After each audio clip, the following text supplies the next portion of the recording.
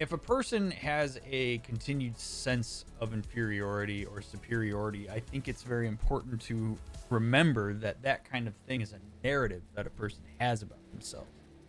Like, I'm not good enough, or I am less than.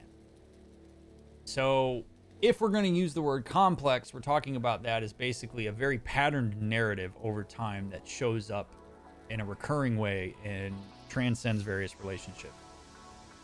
So, if a person has that, if that's how it manifests, I would say it's because a person continues to borrow from and choose to reinforce a narrative that they are inferior to those around them. It's something that's being reinforced both internally and potentially externally through projection.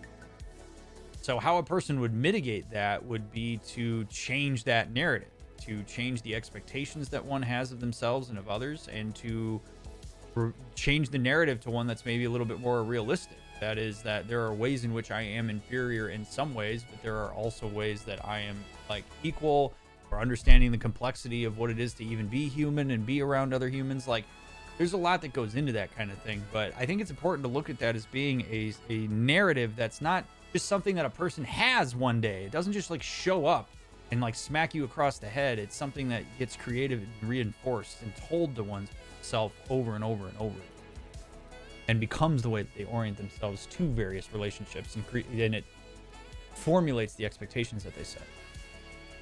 So changing expectations is going to be a way to move through that.